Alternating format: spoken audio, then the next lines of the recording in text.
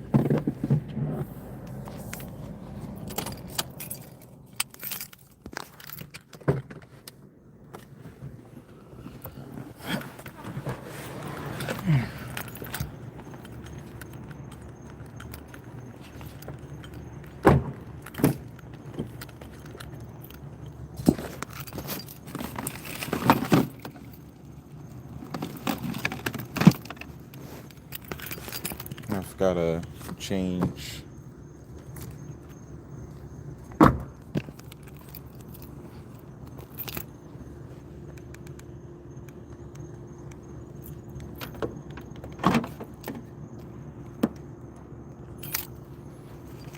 This is what the process looks like every 3 days. This is what the process looks like. In spite of all of the other adversities of life, sticking to the plan. This is what it looks like. I find that I'm at my strongest 3 o'clock in the morning, even though I got off work around midnight. I got out of work around midnight. So I work from 2 p.m. to 11. I get out of work around 11:45. I got to the location that I left at 12, and I've been asleep for the last 3 hours. But because of the consistency of my runs, my body is ready to actually do my actual run. So,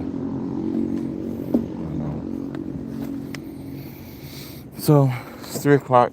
Get to the campus, start my run, finish my homework. So I started programming one at the beginning of this month, and it has not. Initially it was not going very well, but I've made significant improvements over the last few days. I changed my sleep cycle so that I could be more successful at actually running. And this is pretty much what I do. So I'll come over here, I'll get my GNC, my GNC supplements, and all of the supplements. I forgot my badge. I can't get into the school without my badge. My student ID is also my key. So when I get all my supplements out, I am lacking in electrolytes. I don't have the electrolytes. Yeah. GNC supplements transform into my running uniform and make it happen. And then I get to put up with this all night. Like, at what point do I stop being a criminal? You know, just ride around, you know, acting all aggressive, trying to make sure that I know who's in charge and who's the boss. You know, this is just what they do. For, like, literally for no reason. This is what they do.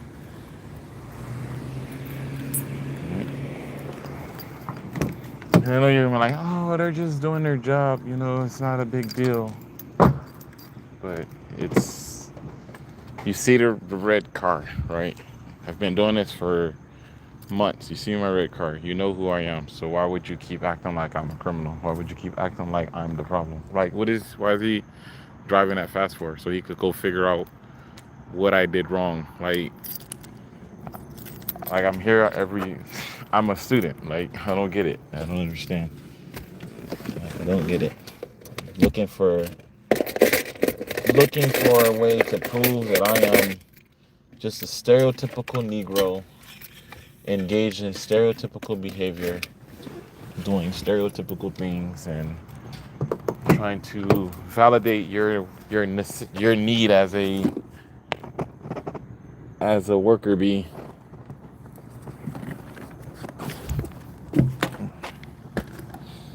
And that's kind of what I've been working on with my 2 cents recently, is trying to define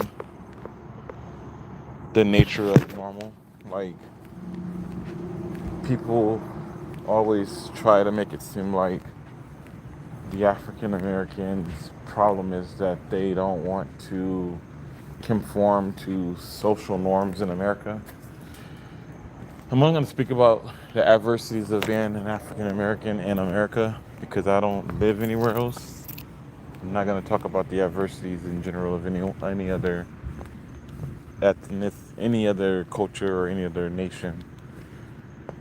Not in a way that makes me sound like I have any idea of what that is like, because I don't. But the idea that the biggest problem that African Americans have in America is our unwillingness to conform to social norms. Well, this is what's normal. There's literally no reason why I should be homeless at the age of 41 as a veteran. You know, like, the school literally should have provided me with a place to stay, like, literally. And the fact that they didn't is just one example of how they ensure that some people are successful and some people are not. And if the people that are successful happen to have a lighter skin complexion than the ones that are not, it's not their fault that that's the way that it is, right? So if I'm supposed to overcome the adversities, right, and then I'm not making excuses, I'm not whining and complaining and arguing and fighting with people. I'm like, hey, this is my situation, this is my adversity, this is what I'm trying to do. There's no reason for the police and the security to go out of their way to make things harder for me. There's just no reason for that. But that's what the ideology behind institutional racism comes from. So, okay, I show up on the first couple of days and you're confused. Why is this person behaving in this way? And I don't understand. This is abnormal behavior. Okay, but at what point does who I am stop being suspicious? At what point does what I'm doing stop? When does it translate to me not being a threat and me not causing problems? You want to pull up on me every other day and confront me about my existence. I'm not doing anything wrong, but you want to pull up on me every other day about my existence. And the conflict in society is the capacity by which law enforcement are able to lie and exaggerate the truth and fabricate realities that they want to fabricate. I don't need people seeing my car in a parking lot every day, and then seeing police and security always around it every day, talking to me with their lights flashing and their sirens going. And then one day I show up all dead on the news, and you're like, I remember they was always over there like every other day was talking to that guy. I don't know what he was doing, but there was always the police around him. He must have been doing something wrong. Like, no, when does it become normalized that all I'm trying to do is function in society? I'm already having to overcome adversity, but at what point do me overcoming adversity translate to me just being a functional member of society? At what point does that happen? I went into the military for 6 years. I was still treated like crap. I went into the military to pay child support. I didn't have the finances that everybody else had. When I was a specialist and the specialist next to me, they go out and they get like a $2,000 car because they're in the military, in the barracks, not doing anything with their money, so to speak. Everybody's doing something with their life, but they're not doing anything with their money, so to speak. Well, I was paying $400 in child support with a specialist pay. So any payment, anything I wanted to do, you had to subtract $400 from that. So if I wanted to go get the same car that they had, it cost me $400 more than what he's paying for his car, because I have to pay child support too. So whatever expense I had in the military, you had to add that on top of it. And then what does my leadership do? They don't empathize with my situation. They don't see me as this adult man functioning as a member of society doing the right thing. They're like, I wonder what his problem is. Like, Sergeant, my problem is I have to pay child support. Yeah, but I wonder what your real problem is. There is no real problem. I need to pay child support. I joined the Army because I had a very specific conflict in my life, and I resolved that conflict by enlisting. I'm only here to pay child support, but the reason why I'm here is no longer a factor in my present state of existence. Yeah, but we need to address the issues of your life. Child support was the issue of my life, Sergeant. I've already taken care of that. Yeah, but there's not more. No amount of digging, no amount of trying to figure out what I did in the past is going to change the fact that the reason why I'm 34 in the Army is because I had to pay child support. I went from 18 to 34, struggling with the adversity of paying 51% of my income in child support payments. And then I enlisted the military. I explained it to my leadership. They didn't want to understand. They still treated me like shit every day and still disrespected me and made life harder for me and tried to get me to understand how I needed to conform to an ideological methodology of living a life that did not sync with me wanting to be an ethically, morally, and sound individual. Like, there's no reason why I couldn't just be a good person, right? So that translated to me getting to the point where when I met my wife and wanted to get married, they still wanted to treat me like a child. Like, you should wait, you should be patient. Like, what am I waiting for? I'm almost 40. What do you want me to wait for? You want me to mature more? Like, exactly what is it that you expect of me, right? So these are the things that I dealt with, and these are the adversities that I had to deal with to get where I am. So instead of re-enlisting, they didn't want me to marry a Nigerian. Instead of re-enlisting, I just got out. It's like, deuces, see y'all later. And then I found out about all the opportunities about being able to go to school. So here I am now. But that doesn't change the reality of the world. It's a simple transition, but I still had to deal with the same BS. Like, it never stopped. It never stopped. And like I said 1,000 times in these videos, after meeting my wife, getting married, traveling to Nigeria twice, coming back to traveling to Nigeria twice, and getting a place in Michigan, the adversity of dealing with her is an indirect reason why I'm homeless, because she made demands, and I acknowledge she made demands that were unreasonable. I knew they were unreasonable, but I tried my best to not necessarily cater to her, but try my best to empathize with her situation and try to meet her unreasonable expectations halfway. And it resulted in me being in the position that I'm in now. So my options are to pretend like I don't have these adversities and just ignore them, or to confront them and address them directly. And that's what I'm doing. I need to fix the financial adversity that I have. So that's what I'm doing. I need to go to school to get the income I need to be able to pay off the debt that is preventing me from being able to get normal housing. And the process to do that doesn't happen overnight. So when you're wondering why people are stuck in a state of homelessness, this is the reason why. When I was sleeping in the parking lot at the school, right? There's no one out there. There's nothing. There's literally nothing going on, right? There's no one here. Most nights is like this. There's nobody here. There's nothing going on. It's 3 o'clock in the morning. No one cares.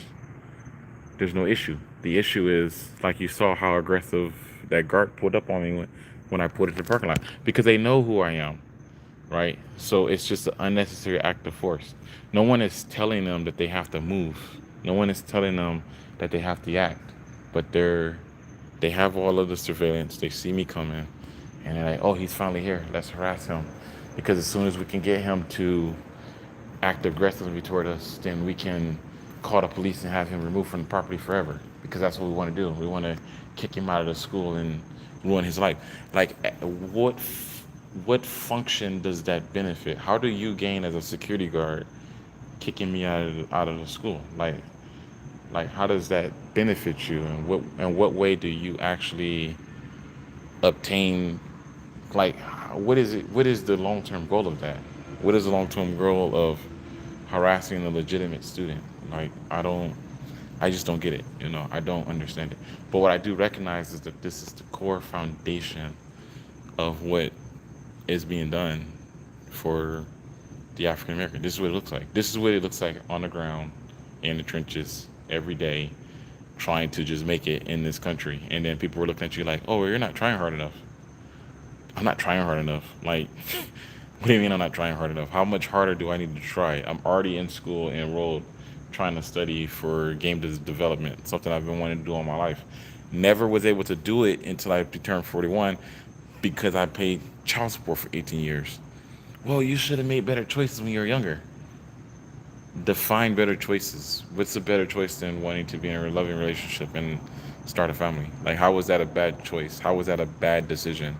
At what point in my decision making processes was that not correct? Unless you're implying that because of my skin complexion and my status in society, that I don't have the right to be a father and a husband. Is that, are we trying to normalize the ideology that African people shouldn't be doing that? Is that where I made my mistake? Is that the actual mistake that I made, or is it dating outside my race was the mistake I made? Is that the mistake that I made? At what specifically did I do wrong, that I personally did wrong? That is the problem. Because my daughter's mother didn't have to be in a relationship with me. If she didn't like me, she didn't have to choose me. If she didn't want to be with me, she didn't have to be with me. But she just said, "Hey, this is a person that I can just take advantage of financially, so that's what I'm gonna do." But that's not the conversation me and her had. I didn't sit down with her and have that conversation. I didn't sit down with her and say, "Yeah, I think I want to pay child support for the next 18 years and not have a relationship with my daughter. You think you can? Is that something that you're interested in doing with me?" That's not the conversation that I had with her. That's the decision she made for herself. And society should not be alliance with that kind of energy. But it is. So I'm ranting and raving. It's time for me to get this run going. I'm going to end this stream now, and I will start my run. And I appreciate you guys for tuning in. If you have anything you want to add during the run, more than welcome to state it or add it. And as always, my name is Paul Emerson, and I've given you my 2 cents.